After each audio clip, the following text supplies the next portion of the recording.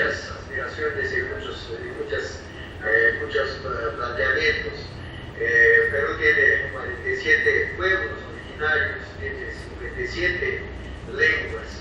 Entonces, en ese sentido, yo quería más bien enfocar toda esta etapa política desde las organizaciones locales, desde una experiencia, digamos, provinciana, que nosotros llamamos a lo que es, digamos, un contexto local. En ese sentido, nuestro movimiento regional, Inca Pachacute, del cual soy el secretario general, hemos nacido desde 1998 con una idea bastante, digamos, reivindicativa de hacer que los propios pueblos sean los protagonistas de su propio desarrollo.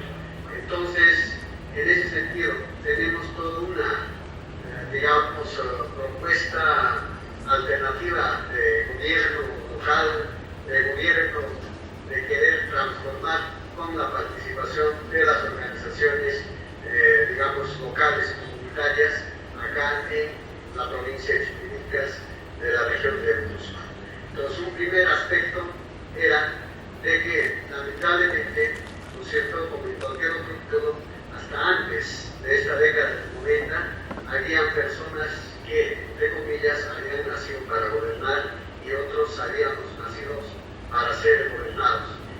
Por una simple cuestión de que tal vez no teníamos un acceso, digamos, a la educación, y por lo tanto eso era un factor importante, un factor, digamos, que nos hacía de que nosotros podamos simplemente estar para obedecer, para ser gobernados y no ser protagonistas de nuestro propio desarrollo.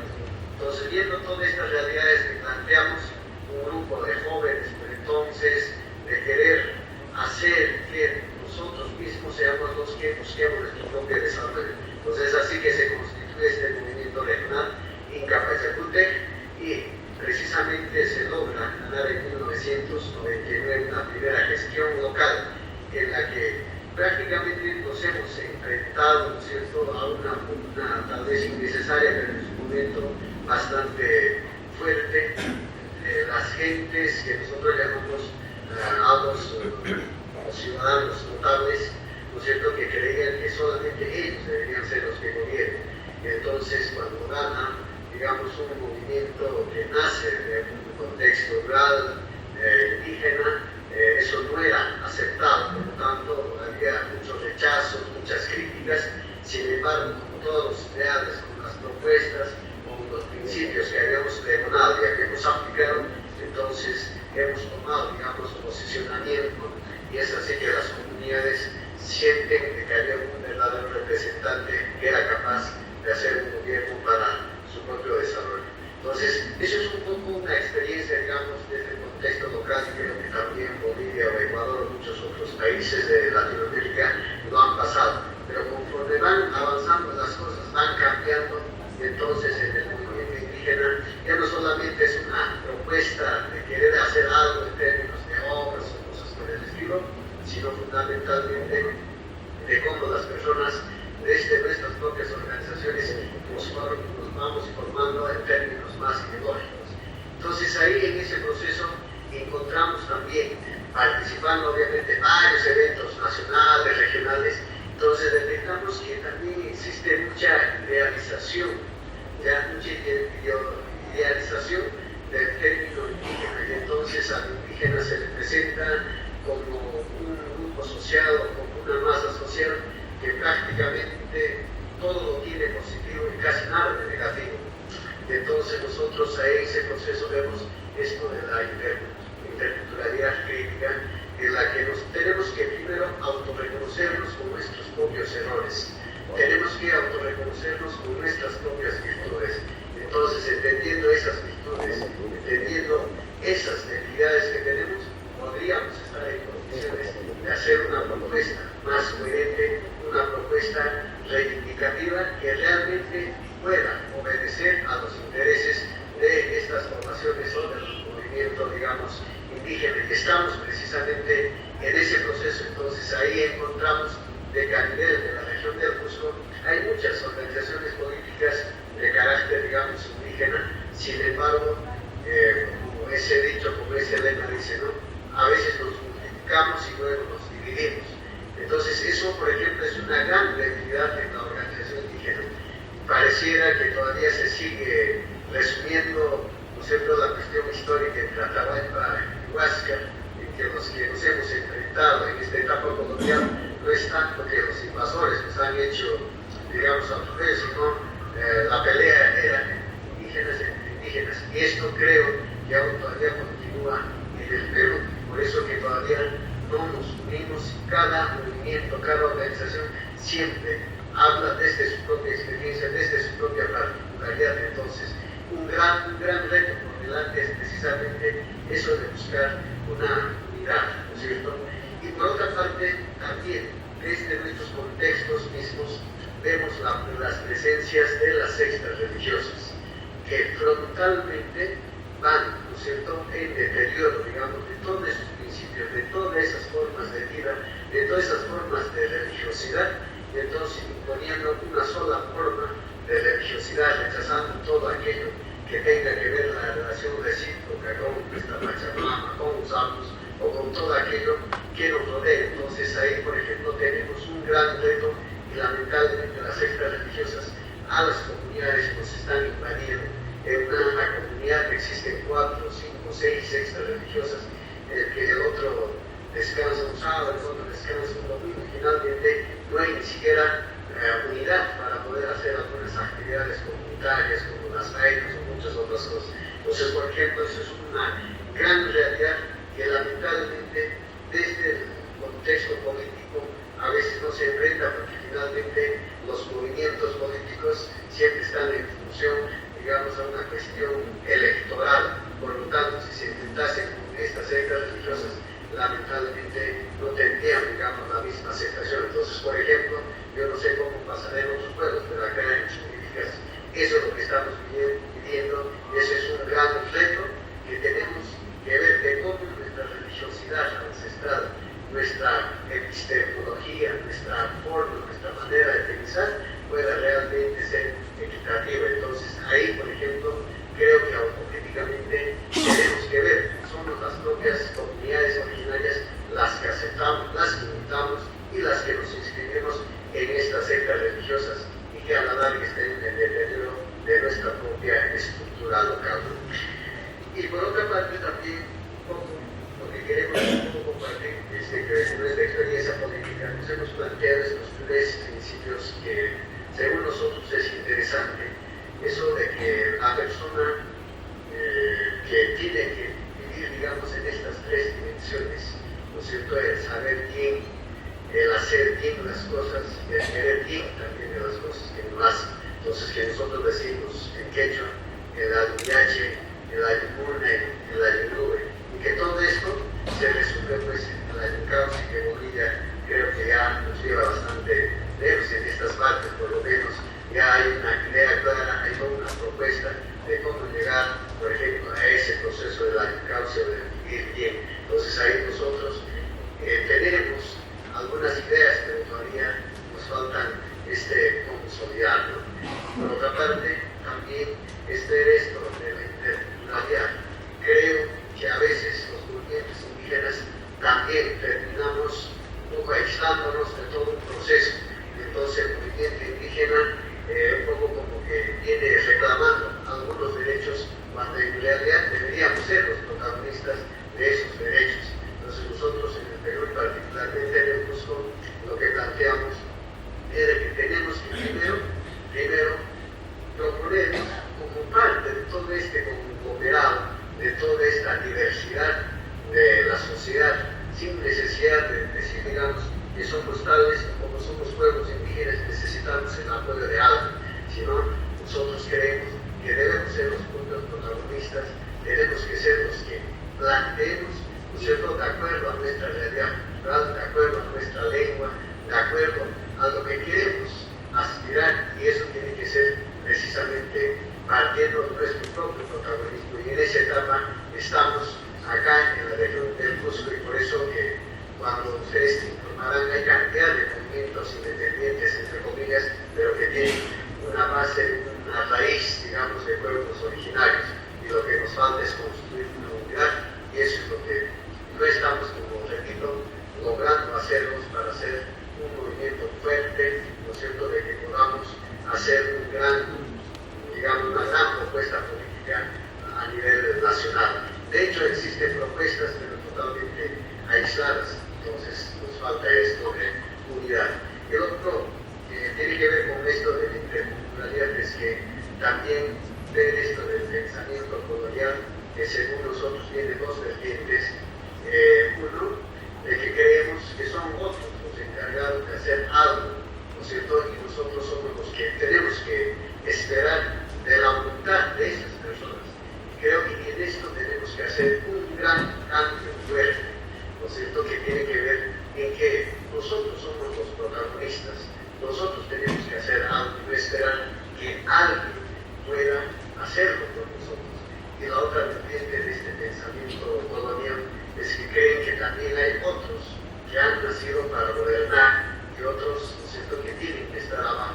Entonces, en ese sentido, en el curso y a nivel nacional del país, nosotros estamos viendo un proceso de hipercentralización fuerte. Las comunidades están empezando a despoblarse.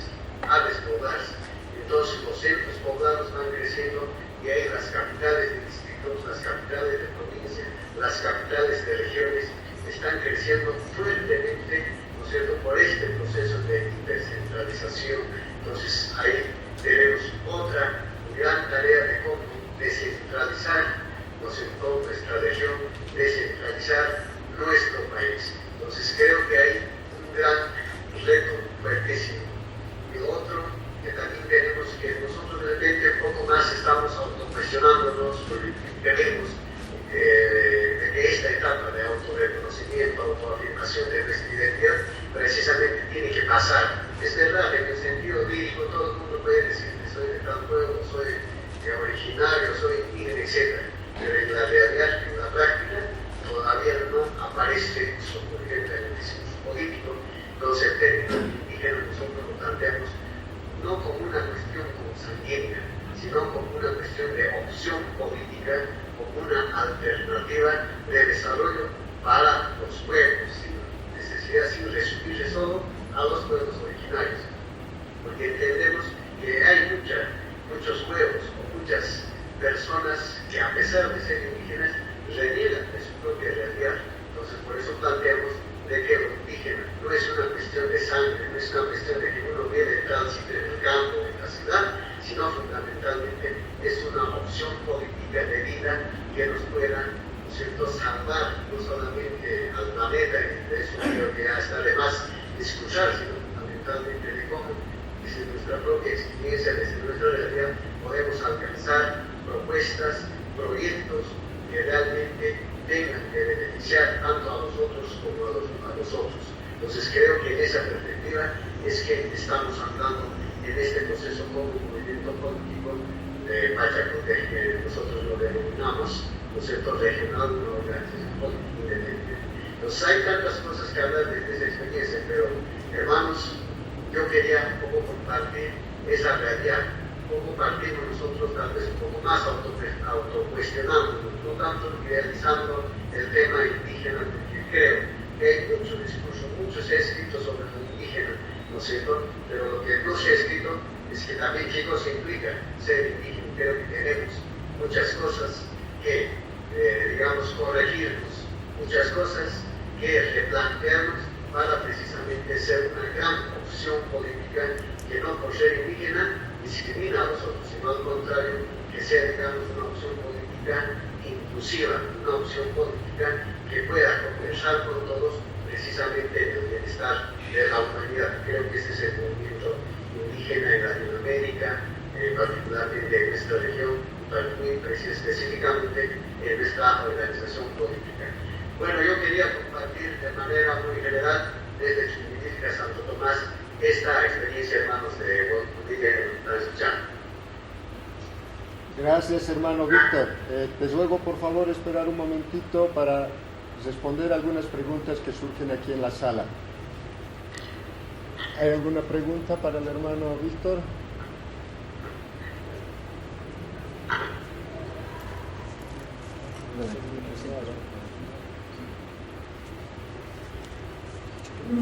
gracias, hermano Víctor, por compartir tus pensamientos y vivencias.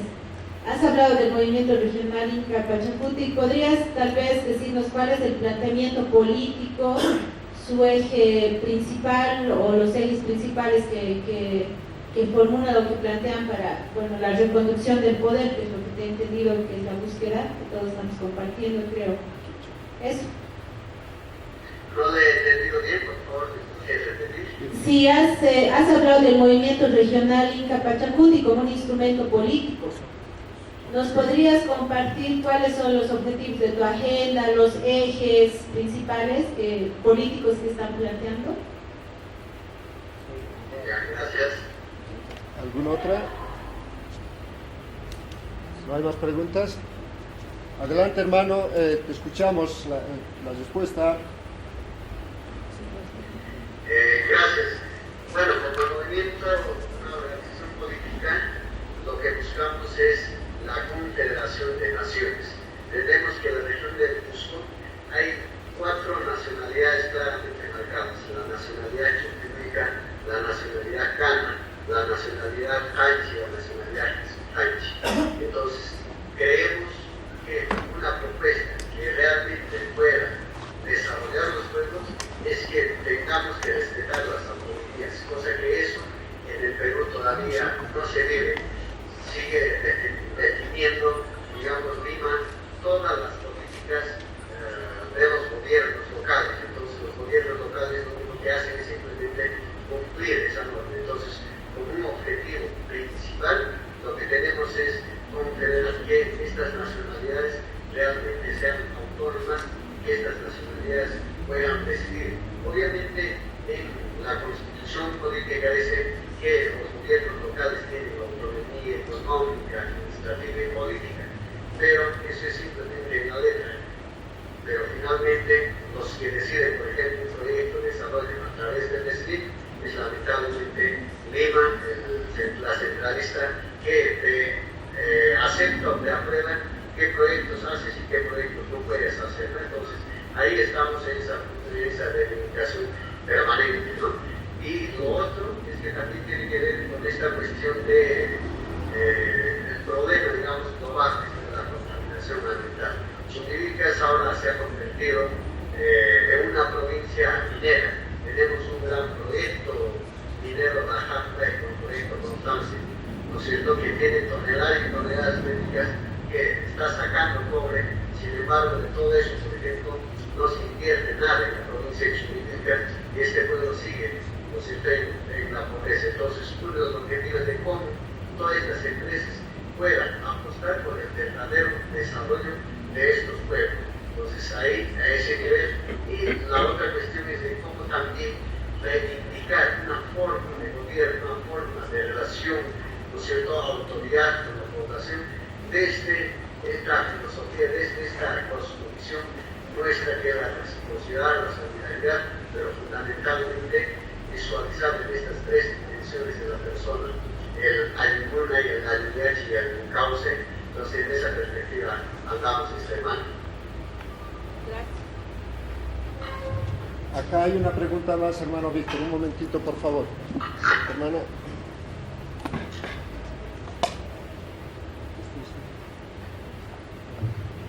Buenos días, mi nombre es Verónica, soy estudiante de Ciencia Política y soy estudiante de Ciencia Política. Quería preguntarle algo. ¿Escuchas, hermano Víctor? Habla de Víctor? que Chimivilca es una provincia que se está volviendo un lugar minero. ¿Y qué políticas están asumiendo como organización o como comunidad para proteger, digamos, el tema del medio ambiente, de las aguas que van a ser utilizadas en ese lugar? ¿Y qué políticas están haciendo para proteger, digamos, ¿no?, las plantas, el agua, los animales y su modo de vivir? ¿Escuchaste, hermano? Sí, algunas ideas. Ya. Bueno, nuestro movimiento político hemos llegado a tener 2 oportunidades de gobierno acá en la provincia de Chumbivilcas. El último ha sido del 2010 al 2013. Empezamos, creemos que el término de cultura generalmente se ha resumido con las danzas o algunas expresiones, pero nunca se ha pensado de que la cultura, que tiene que ver con el conocimiento, con la sabiduría, esté insertado, digamos, a los procesos de desarrollo local. En ese sentido, por ejemplo, una experiencia interesante aquí en Chumbivilcas era una provincia que estaba perdiendo su identidad, ¿no? En cuanto a su vestimenta, en cuanto a sus propias tradiciones, todo esto. Entonces, lo que hicimos como política de gobierno local es precisamente revitalizar de cómo hacer que la industria local pueda reactivarse. Entonces, en ese sentido hemos propuesto, por ejemplo, de que en el aniversario y muchas otras actividades se tenga que repetir a toda esta nuestra vestimenta, nuestra vestimenta originaria. Entonces, eso ha hecho de que se reactiven muchas industrias ancestrales que prácticamente habían desaparecido en el cerrado. Entonces, ahora con orgullo podemos decir de que todo esto es parte de nuestro desarrollo y que Chumbivilcas ha retomado su propia particularidad en la región del Cusco. Y Chumbivilcas es una de las provincias que fácilmente se distinguen y además fácilmente puede ser identificado no solo por su folclore, por su tradición, sino fundamentalmente sobre todo aquello que propone, sobre todo aquello que busca como alternativa de vida en el contexto regional. Entonces hay cosas que hemos empezado y creo que eso nos da un gran aval de que no solamente hay que escuchar, sino también hay que hacer, porque nosotros como movimientos indígenas nos autocriticamos precisamente eso. A veces en el discurso hemos avanzado mucho, pero en la práctica como que simplemente ahí ha quedado. Y eso lo queremos hacer, que el discurso y la práctica vayan siempre de la mano, y estamos en esa perspectiva, hermanos y hermanas. Gracias, hermano Víctor. Gracias por compartir tu experiencia y tus ideas políticas. De acá en el transcurso de los días nosotros vamos a enviarte un resumen de las ponencias de acá de la parte boliviana para que tú también te enteres y los hermanos jorilazos, chumbivilcanos también se enteren de la forma como piensan los hermanos indianistas del territorio boliviano. Un gran abrazo, hermano, un saludo a todos los hermanos jorilazo y pues un jalala para vos. Muchas gracias, hermano Hugo, por intermedio a todo el pueblo de Bolivia, a los hermanos y hermanas que nos están escuchando. Creo que hay muchas cosas que hacer y de eso estamos. Por ejemplo, tenemos que hablar de lo que es salud, de derecho, de justicia, ¿no? De educación. Hay muchas otras cosas que seguramente en un espacio este no las vamos a terminar, pero en todo caso estaremos en contacto. Y muchas gracias por esta invitación, hermano. Muchas gracias. Gracias, hermano. Un abrazo.